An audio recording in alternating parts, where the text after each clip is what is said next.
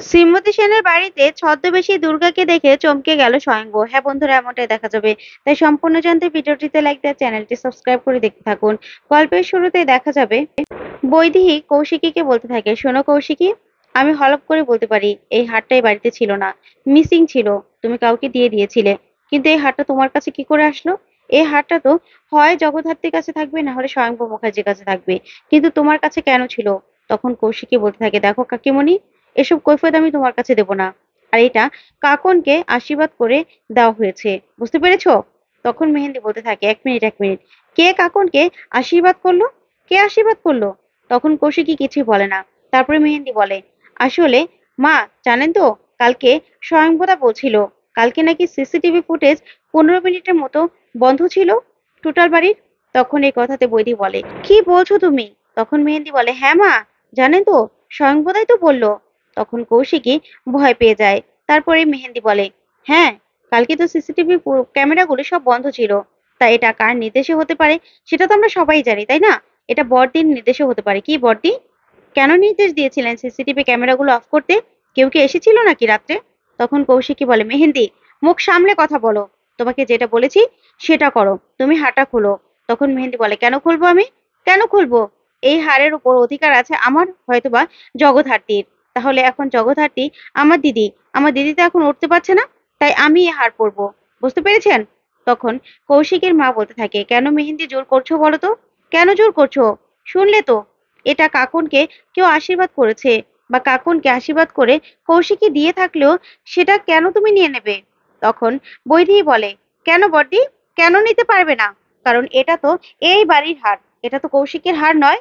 তাহলে এইটা এই বাড়ির আশীর্বাদী হার, হয় জগদ্ধাত্রী পড়বে, না হলে আমার বৌমা মেহেন্দি মুখার্জি পড়বে। আর তাছাড়া আমার গয়নাও তো আমি সব দিয়ে দিয়েছি, আর কাকনকেও তো আমি একটা ভারী গয়না দিয়ে আশীর্বাদ করেছি।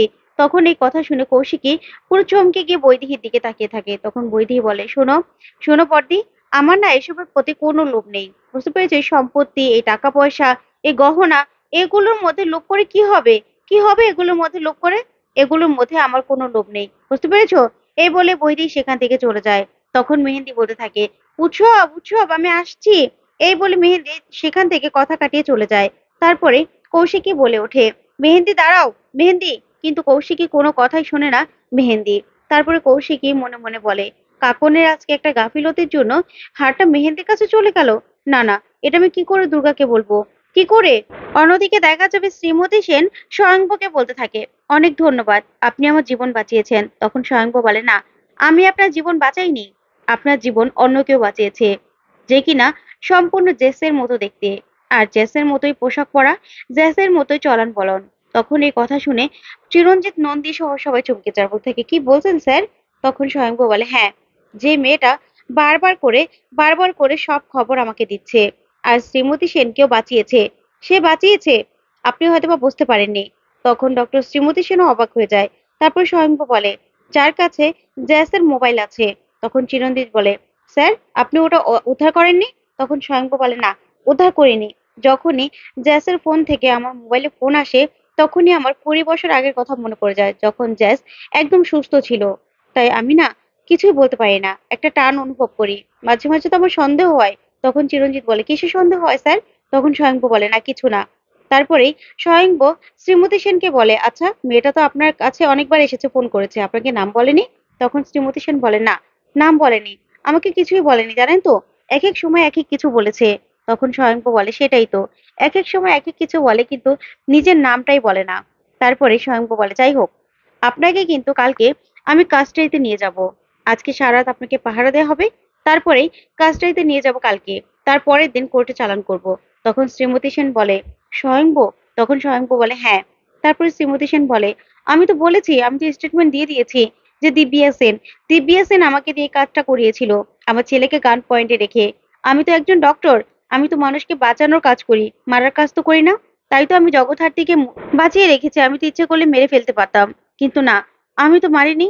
আর তখন ডক্টর গুহও ছিল, তিনিও আমাকে ইশারায় বলেছে যে কিচ্ছু করার নেই, এখন এখন যা করার করতেই হবে। তখনই আমি জগদ্ধাত্রীর অপারেশনটা করতে বাধ্য হই।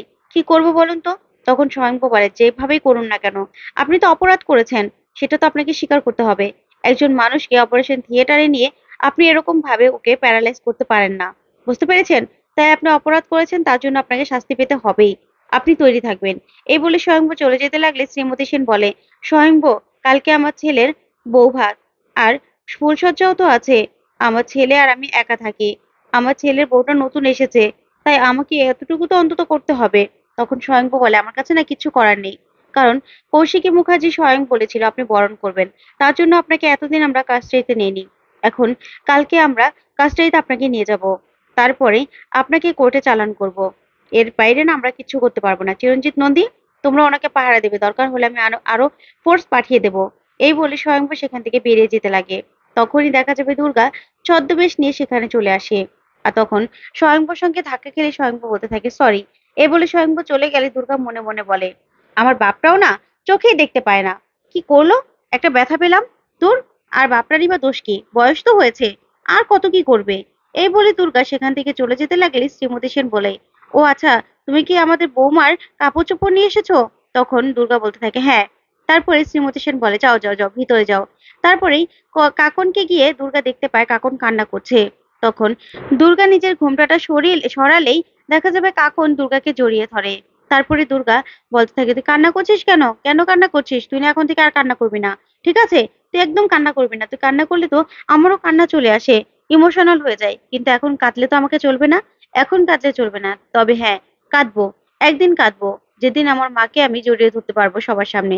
আমি যেদিন বাড়িতে ফিরে যাব, সেদিন আমি কাঁদবো। বুঝতে পেরেছিস?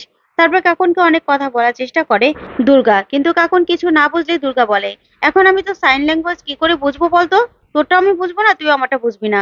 কিন্তু কি করব? তখনই দুর্গা দেখতে পায় কাকনের গলায় হার নেই। তখন কাকনকে বলতে থাকে, তোকে যে আমি হারটা দিয়েছিলাম, সেই হার কোথায়? তখন কাকন গলায় তাকিয়ে দেখে হার নেই। তখন দুর্গা বলে, দাঁড়া, আমি দেখছি। এই বলেই দুর্গা কৌশিকীকে ফোন করে। তখন কৌশিকী ফোনটা রিসিভ করলে দুর্গা বলে, আচ্ছা, দিদির গায়ে হারটা নেই কেন? আমি যে হার দিয়েছি সেই হার কোথায়? তখন কৌশিকী বলে, দুর্গা, আসলে সেই হারটা না মেহেন্দি নিয়ে গেছে। তখন দুর্গা বলে, মেহেন্দি নিয়ে গেছে মানে? কি বলছিস তুই? তখন কৌশিকী বলে, হ্যাঁ, কাকন হয়তো বউটা নিতে ভুলে গিয়েছিল, আর মেহেন্দি ওই হারটা নিয়ে গেছে। তখন দুর্গা বলে, ওইটা আমার দিদিকে আমি দিয়েছি। ও কেন নিল? দাঁড়া, ওই শয়তান ফুলটুসি বউটাকে না আমি এমন উচিত শিক্ষা দেবো না, যে ও সারা জীবন মনে রাখবে। আর হারটাও না আমি উদ্ধার করব, তুই ভাবিস না। আমি উদ্ধার করব, বুঝতে পেরেছিস? তখন কৌশিকী বলে, তুই কি করে উদ্ধার করবি দুর্গা? তখন দুর্গা বলে, সেটা নিয়ে না তোকে ভাবতে হবে না। বুঝতে পেরেছিস? ওই হার আমি উদ্ধার করবোই। ওই কুচুটে বুড়ি, আমার ঠাম্মিটা, আর ওর ছেলের বউটা, এগুলো হলো ওয়ান নাম্বার শয়তান। ওদের কাছ থেকে না দূরে থাকবি, বুঝতে পেরেছিস? ওরা সব সম্পত্তি হাতাতে চাইছে, সব সম্পত্তি। আচ্ছা কৌশিকী, আমি ও বাড়িতে যাবো না? তখন কৌশিকী বলে, হ্যাঁ রে দুর্গা, আর তো মাত্র কিছুদিন, তোকে তোকে কিন্তু সাবধানে থাকতে হবে। তখন দুর্গা বলে, দেখ না, শ্রীমতী সেন, শ্রীমতী সেনকে কালকে কাস্টডিতে নিয়ে যাবে আমার বাপটা, আর তারপরে কোর্টে চালান করবে। তখন কৌশিকী বলে, কি বলছিস তুই? তখন দুর্গা বলে, হ্যাঁ, ওদের তো ভাত কাপড়, ফুলসজ্জাও আছে। ভাত কাপড়ের রান্নাটা না হয় আমি করে দেবো। তখন কৌশিকী বলে, দেখ দুর্গা, তোকে কিন্তু ধরা পড়লে চলবে না। কারণ তোকে সেদিন দায়িত্ব নিতে হবে, বুঝতে পেরেছিস? তখন দুর্গা বলে, হ্যাঁ হ্যাঁ কৌশিকী, তুই একদম ভাবিস না। তবে ডিপার্টমেন্টের লোকজন আছে তো, আমাকে তো সন্দেহ করবে। আমার না ভালো লাগছে না। এদেরকে যে কে চাকরি দিয়েছে সেটাই বুঝে পাই না আমি। আমি হলে একজনকেও চাকরি দিতাম না। আর আমার বাপটা এখন রিটায়ার করার সময় হয়ে গেছে, বুঝতে পেরেছিস? আমার বাপটাকে এখন আমার মায়ের সঙ্গে সময় কাটানো দরকার। তখন কৌশিকী বলে, কি বলছিস তুই? কেন বলছিস এসব কথা? তখন দুর্গা বলে, হ্যাঁ, তুই জানিস না, আমার বাপটা না কিচ্ছু বোঝে না। কিচ্ছু বোঝে না আমার বাপটা। কিন্তু আমি তো আমি তো ঠিক শাস্তি দেব। আর ওই শ্রীমতী সেন, সে তো সাজা পাবেই। তার তো তার তো সাজা পাওয়া দরকার। সে অপরাধ করেছে, যেভাবেই হোক না কেন সে অপরাধ করেছে, তাই তাকে শাস্তি তো পেতেই হবে। তো বন্ধুরা, আজকের আপডেটটি কেমন